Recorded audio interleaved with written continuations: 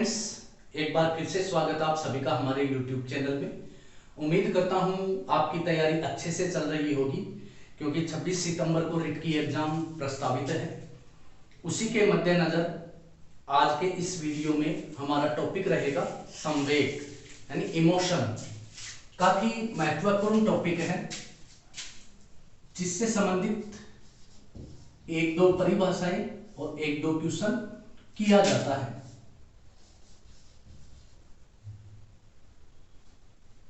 Emotion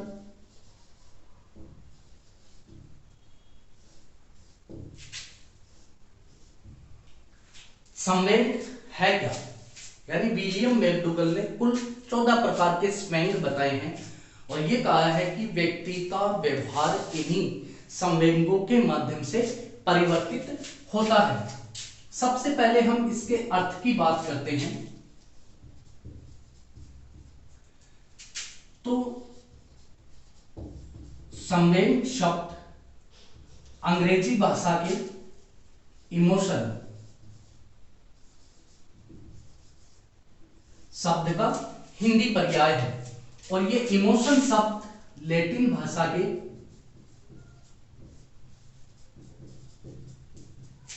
इमोवर से बना है।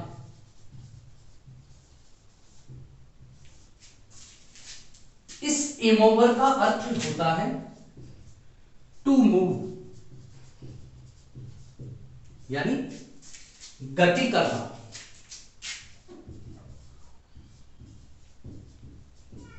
या हलचल करना,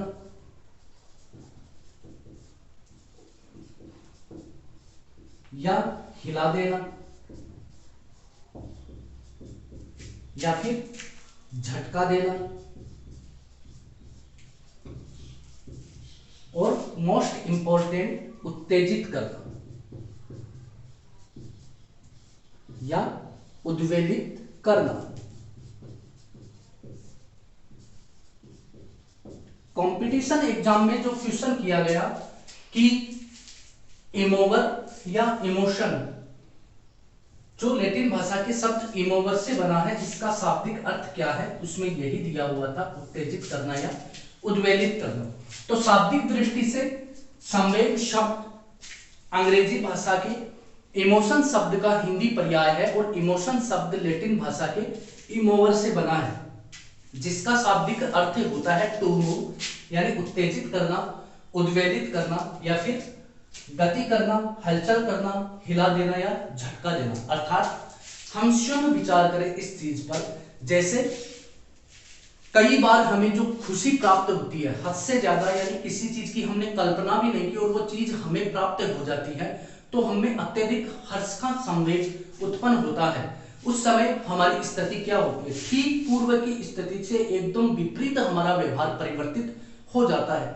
अचानक किसी व्यक्ति को कोई मायूस भरी बात बताई जाए या कोई दुख भरी घटना बताई जाए, तो उसके व्यवहार में भी परिवर्तन हो जाता है। यानी अचानक ये बोला जाए कि तेरा मोबाइल तो टूट गया, तो अचानक उसे झटका लगता है, वह अंदर से हिल जाता है या झटका लगता है, उत्तेजित हो जाता है। कई बार व्यक्ति को बहुत ज्यादा क्रोध आता है तो वह उत्तेजित हो जाता है।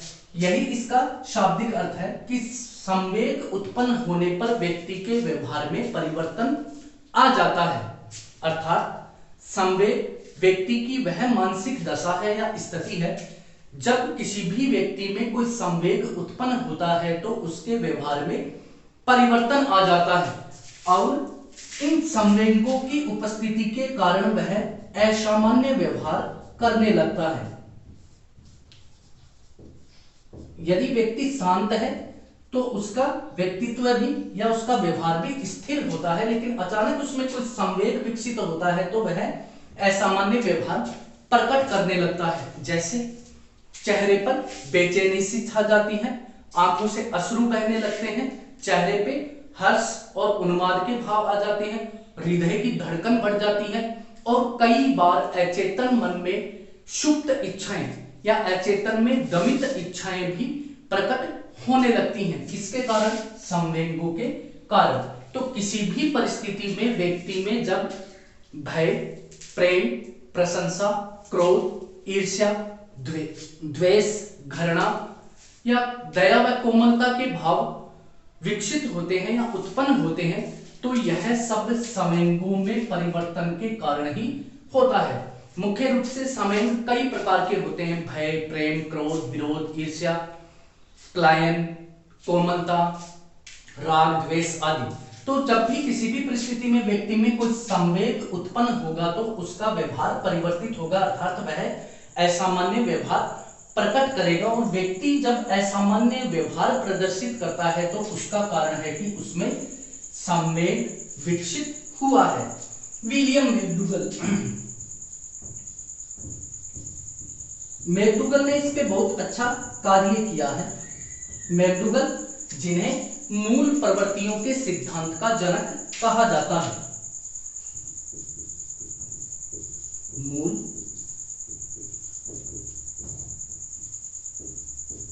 प्रवृत्तियों के सिद्धांत का जनक कौन है? William McDougall. कब दिया ये सिद्धांत? 1908 में। इंपॉर्टेंट क्वेश्चन बन गया है यहाँ पे कि मूल प्रवृत्तियों का सिद्धांत किसने प्रतिपादित किया, या मूल प्रवृत्तियों के सिद्धांत का जनक किसे कहा जाता है? विलियम मैकडूगल को कहा जाता है। विलियम मैकडूगल ने यह सिद्धांत 1908 में प्रतिपादित किया था। तो विलियम मैकडूगल का कहना है कि स्वेंगों के उत्पन्न होने के कारण जो क्रिया होती है वह मूल प्रवृत्ति कहलाती है। दोनों चीजें एक साथ जुड़ी हुई हैं। विलियम मैकडूगल के अनुसार स्वेंगों के उत्पन्न होने पर जो क्रिया होती है वह मूल प्रवृत्ति कहलाती है, और मूल प्रवृत्तियों के संतुष्ट न होने पर हीनत्व ग्रंथि बन जाती है। अर्थात मैकडूगल के अनुसार स्वेंगों के उत्पन्न होने पर जो क्रिया होती है वह क्या कहलाती है? मूल प्रवृत्ति, इंस्टिंक्ट।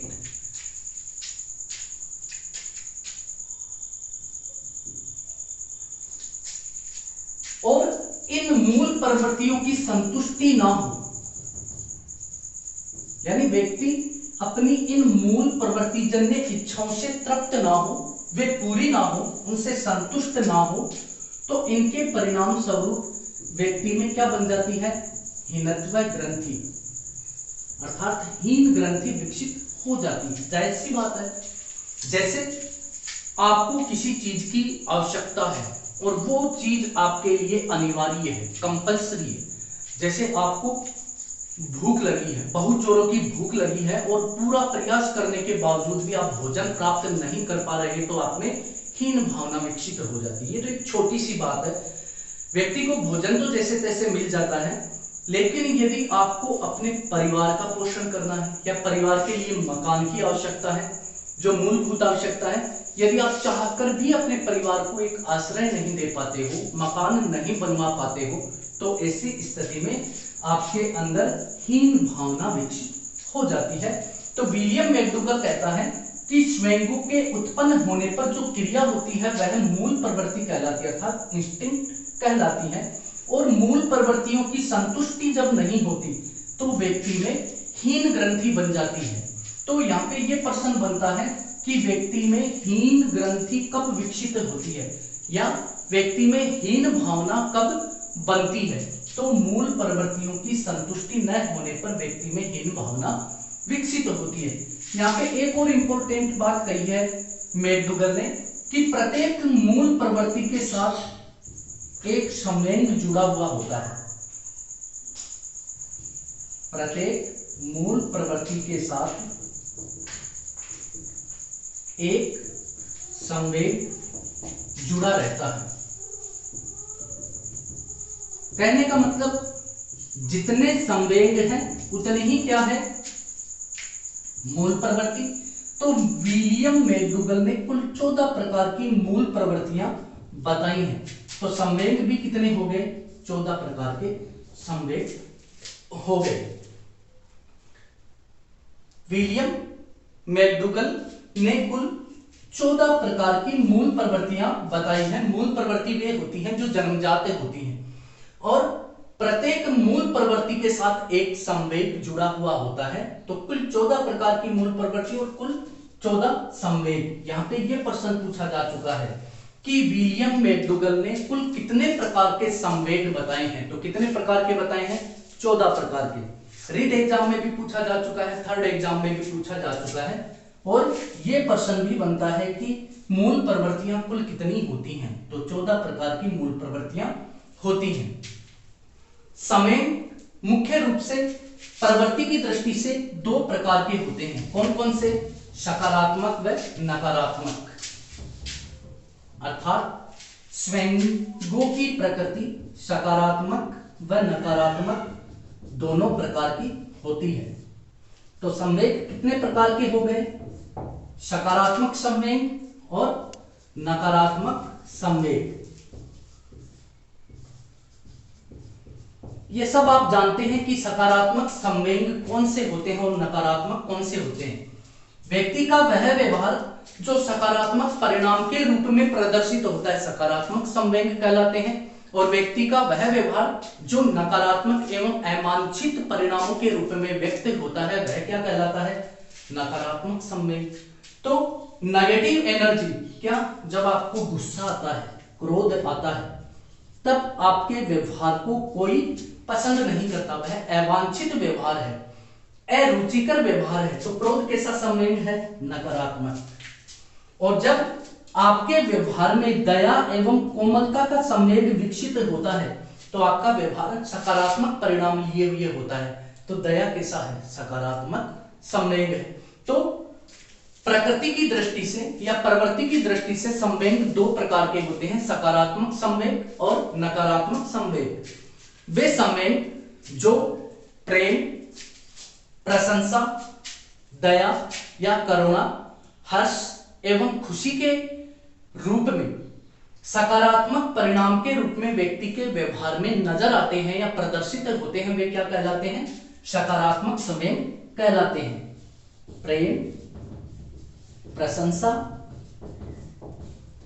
हर्ष, दया, कोमलता जैसे सकारात्मक परिणाम को प्रदर्शित करते हैं, वे क्या कहलाते हैं? सकारात्मक संवेग। और वे संवेग जो व्यक्ति में अवांछित या अरुचिकर व्यवहार को प्रदर्शित करते हैं वे नकारात्मक संवेग कहलाते हैं। जैसे क्रोध, ईर्ष्या, घृणा,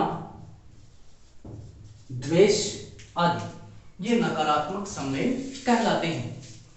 विलियम मैकडूगल ने कहा है कि मूल प्रवृत्ति जन्य उत्तेजना के समय होने वाली भावात्मक अनुभूति ही संवेग कहलाती है।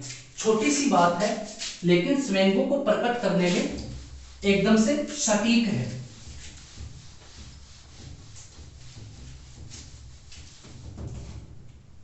क्या कहा है मैकडूगल ने?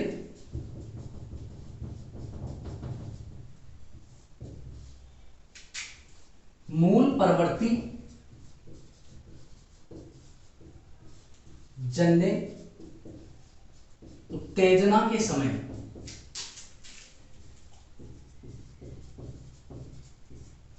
होने वाली भावात्मक अनुभूति को ही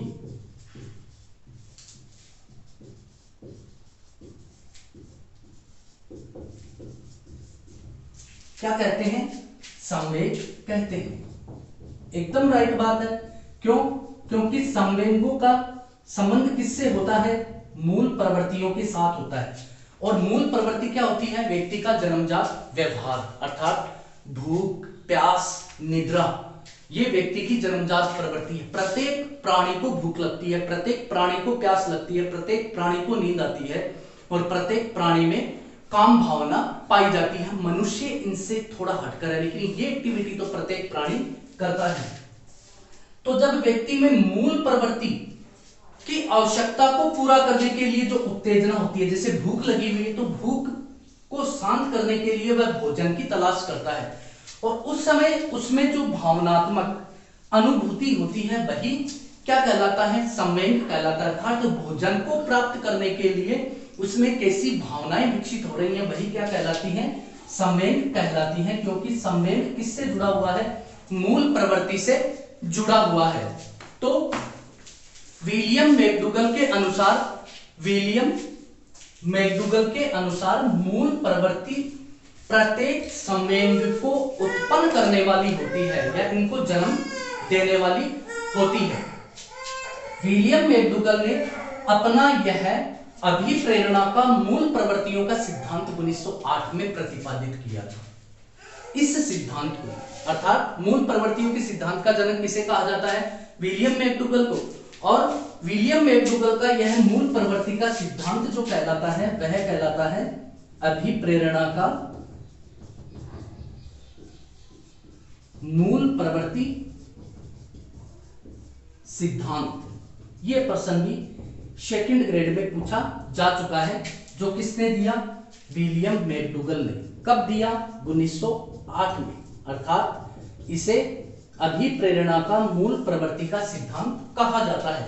विलियम मैकडूगल ने पाया कि प्रत्येक प्राणी, चाहे वह कोई भी प्राणी है, पशु, पक्षी या मानव, अपने इस प्रयोग में या इस सिद्धांत को प्रतिपादित करते समय विलियम मैकडूगल ने पाया कि प्रत्येक प्राणी अर्थात पशु, पक्षी या मानव किसी विशेष स्थिति से बचने के लिए एक प्रकार का जन्मजात व्यवहार प्रदर्शित करते हैं या जन्मजात व्यवहार करते हैं। अर्थात व्यक्ति में कुछ जैविक शक्तियां एवं प्रवृत्तियां ऐसी होती हैं जो जन्मजात होती हैं। अर्थात प्रत्येक प्राणी को भूख लगती है। आपने देखा होगा, चाहे गाय है, भैंस है, उनका बच्चा है, कुछ समय बाद वो खड़ा होता है और तुरंत माता के स्तनों की ओर चला जाता है। क्यों?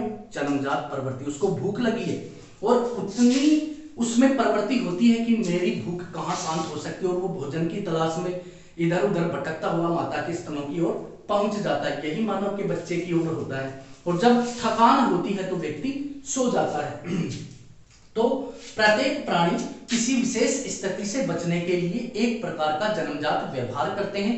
अर्थात प्रत्येक प्राणी में कुछ जैविक शक्तियां एवं प्रवृत्तियां होती हैं जो उसके व्यवहार को निर्धारित करती हैं।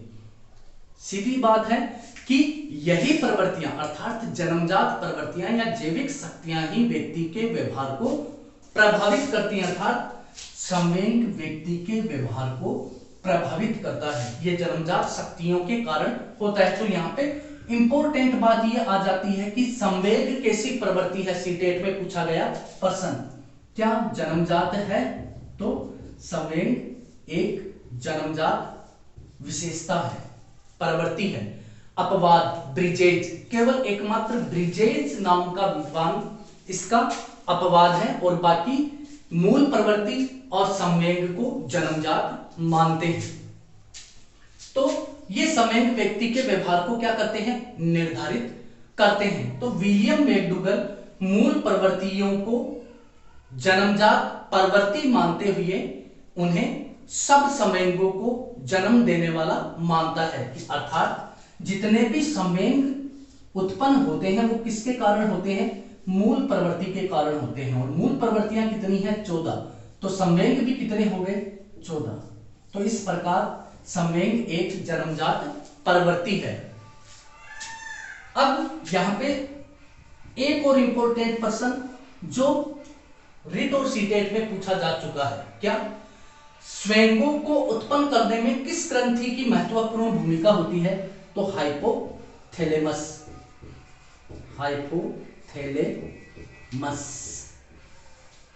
संवेगों को उत्पन्न करने में हाइपोथैलेमस ग्रंथि की भूमिका सबसे महत्वपूर्ण होती है।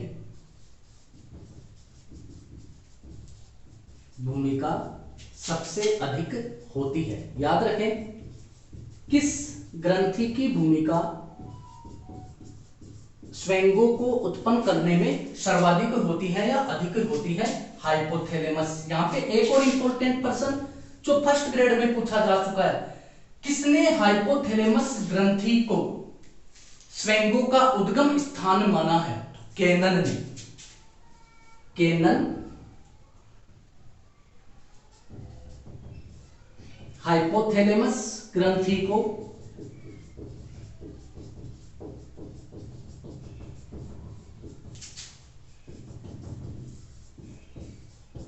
संवेगों का उद्गम स्थान मानता है। उद्गम स्थान मानता है। दोनों इंपॉर्टेंट पर्सन है। स्वयंगों को प्रकट करने में किस ग्रंथि की महत्वपूर्ण भूमिका होती है? हाइपोथैलेमस ग्रंथि। हाइपोथैलेमस ग्रंथि को किसने स्वयंगों का उद्गम स्थान कहा है? केनन। ये फर्स्ट ग्रेड में पूछा जा चुका है। तो ये था संवेग। कुल 14 संवेग होते हैं जो आपके अर्थात सभी मनुष्यों के और प्राणियों के व्यवहार को निर्धारित करता है। उसमें मूल प्रवृत्तियों से जुड़े हुए होते हैं। अब बात करते हैं इनकी परिभाषा। यहां पे मैं आपको वो ही परिभाषाएं बता रहा हूं जो एग्जाम में पूछी जा चुकी हैं। सबसे पहली, संवेग व्यक्ति की उत्तेजित दशा है। व्यक्ति की उत्तेजित दशा है। किसने दी है ये परिभाषा? अपने माइंड पे जोर डाले। स्वयं व्यक्ति की उत्तेजित दशा है। सबसे ज्यादा थर्ड ग्रेड में पूछा जा चुका है और फर्स्ट ग्रेड में भी पूछा जा चुका है। वुडवर्थ के अनुसार संवेग व्यक्ति की उत्तेजित दशा है। दूसरी परिभाषा जो फर्स्ट ग्रेड साइंस के पेपर में, मैथ के एग्जाम में ये पूछी जा चुकी है। संवेग चेतना की वह अवस्था है जिसमें रागात्मक तत्व की प्रधानता रहती है। तत्व की प्रधानता रहती है। किसने दी है ये परिभाषा? संवेग चेतना की वह अवस्था है जिसमें रागात्मक तत्व की प्रधानता रहती है। याद करें, रोश।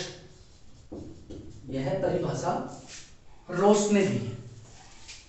इसी से जुड़ी हुई अगली परिभाषा है, जब रागात्मक प्रवृत्ति का वेग बढ़ जाता है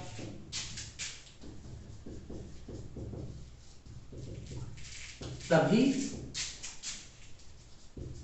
संवेगों की उत्पत्ति होती है या तभी स्वयं विकसित होते हैं या उत्पन्न होते हैं।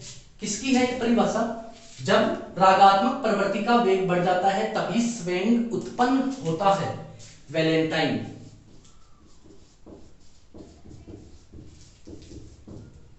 ये वैलेंटाइन की परिभाषा है। नेक्स्ट परिभाषा है, जन्म के समय, ये सबसे वाटसन का कथन है, बालक में सर्वप्रथम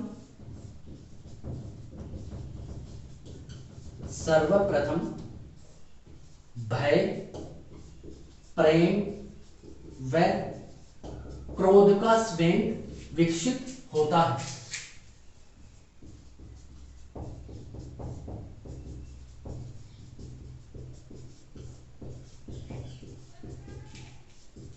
किसका कथन है? वाटसन। बहुत बार पूछा जा चुका है थर्ड ग्रेड में।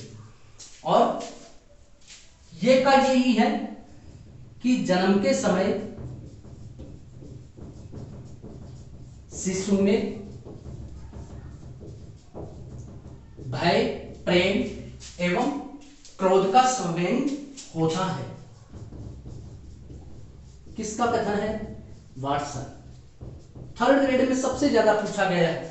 किसके अनुसार बालक में सर्वप्रथम भय, प्रेम व क्रोध का संवेग विकसित होता है? वाटसन। किसके अनुसार? जन्म के समय अर्थात संवेग क्या है? एक जन्मजात प्रवृत्ति है। किसके अनुसार? वाटसन के अनुसार। किसके अनुसार? विलियम मैकडूगल के अनुसार। केवल एक अपवाद है ब्रिजेट, जो इसको जन्मजात प्रवृत्ति नहीं मानता, वो 2 वर्ष में मानता है और ये बोलता है कि जन्म के समय बच्चे में कोई संवेग नहीं होता, वो एक अपवाद है। तो ये दोनों रीट एग्जाम की दृष्टि से काफी इंपॉर्टेंट है। वाटसन का कहना है कि बालक में सर्वप्रथम भय, प्रेम व क्रोध का संवेग विकसित होता है। वाटसन, ये प्रश्न 3 विकल्प है बन गया।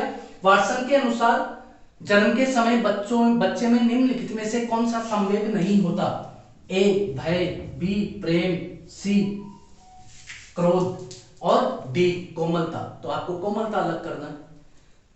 कैसे भी प्रश्न पूछा जा सकता है। और किसके अनुसार जन्म के समय शिशु में भय, प्रेम व क्रोध का संवेग होता है? वाटसन। नेक्स्ट, ये भी 3rd ग्रेड में पूछा जा चुका है। जन्म के समय शिशु में कोई संवेग नहीं होता, कोई संवेग नहीं होता, वह केवल उत्तेजना का अनुभव करता है।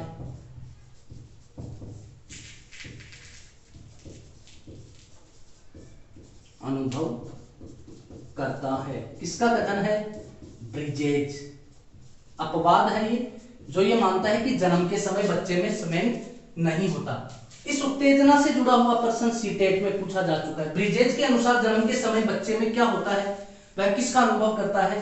केवल उत्तेजना का। यदि ये कोटेशन भी आपको याद है तो आप आराम से कर सकते हो। विद्वान का नाम वही है कि ब्रिजेज के अनुसार जन्म के समय बालक में होता है या बालक क्या अनुभव करता है? उत्तेजना का अनुभव करता है। अर्थात ब्रिजेज ये बोलता है कि जन्म के समय शिशु में कोई संवेग नहीं होता, वह केवल उत्तेजना का अनुभव करता है। तो किसका मानना है कि जन्म के समय बालक में कोई संवेग नहीं होता? एकमात्र अपवाद कौन? ब्रिजेज। प्रश्न कैसे भी घुमा फिरा के आ सकते हैं, रटने में कोई फायदा नहीं है। यही पंक्ति है कि ब्रिजेज के अनुसार जन्म के समय बालक किसका अनुभव करता है? उत्तेजना का। पंक्ति यही है। किसके अनुसार जन्म के समय बच्चे में कोई संवेग नहीं होता? ब्रिजेज के अनुसार। और ये कथन पूछ लिया, जन्म के समय शिशु में कोई संवेग नहीं होता, वह केवल उत्तेजना का अनुभव करता है। किसके अनुसार? ब्रिजेज। अगला है 2 वर्ष की आयु तक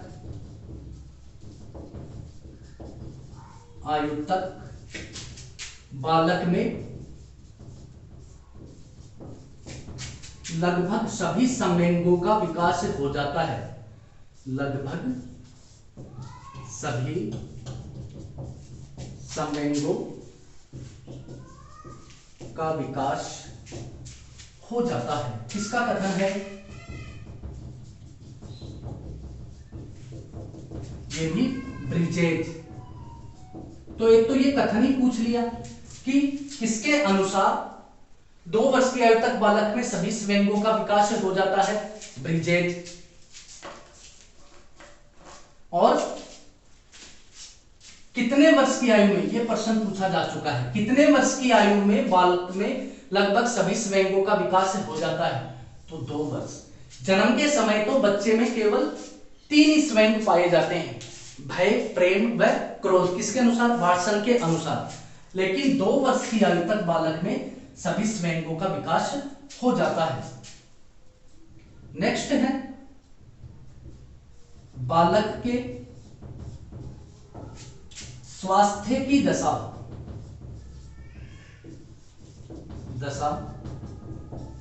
का उसकी संवेगात्मक प्रवृत्ति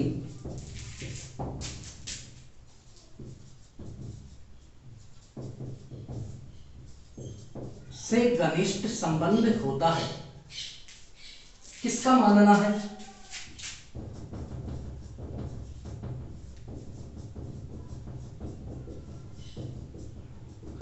क्रो एंड क्रो।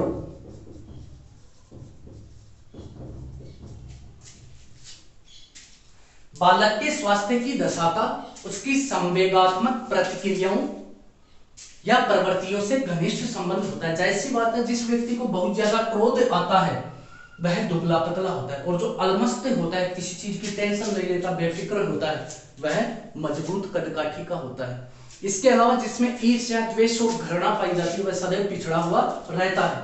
वे क्या है? संवेगात्मक प्रवृत्तियां तो है। और ये किसको प्रभावित करती है? व्यक्ति के स्वास्थ्य को। तो इंपॉर्टेंट कोटेशन है कि किसके अनुसार बालक के स्वास्थ्य की दशा का उसकी स्वैंगात्मक प्रवृत्तियों से घनिष्ठ संबंध होता है। Crow and crow. Next important जो फर्स्ट ग्रेड में सबसे ज्यादा पूछी जा चुकी है, और यहां तक कि चाहे कोई आर्ट फैकल्टी का पेपर रहा हो, साइंस का पेपर रहा हो या कॉमर्स का रहा हो, उसमें ये पूछा जा चुका है। और ये परिभाषा दी है विलियम मैकडूगल ने। संवेग एक मनोशारीरिक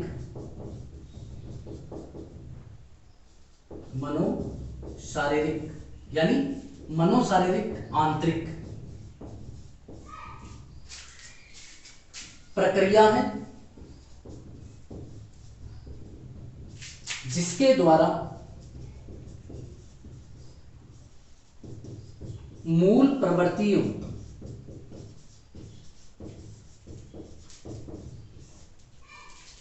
को अभिव्यक्त किया जाता है। अभिव्यक्त यानी बाहर किया जाता है। किसकी परिभाषा है? William McDougall.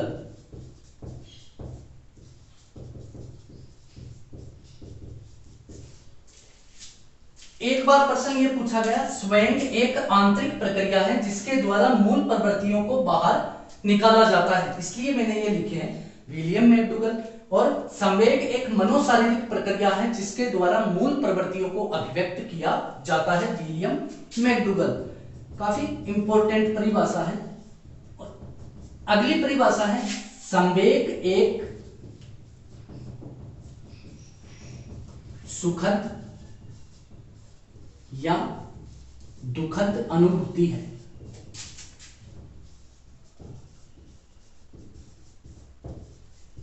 ये परिभाषा दी है हॉपकिंस ने। संवेग एक सुखद या दुखद अनुभूति है, हॉपकिंस। यानी स्वैंगों को लेकर जो महत्वपूर्ण परिभाषाएं थी वो मैंने आपको यहां बताने का प्रयास किया है। निसंदेह आपके लिए उपयोगी होगी। मिलते हैं नेक्स्ट वीडियो में स्वैंगों से संबंधित महत्वपूर्ण बातों को लेकर। धन्यवाद।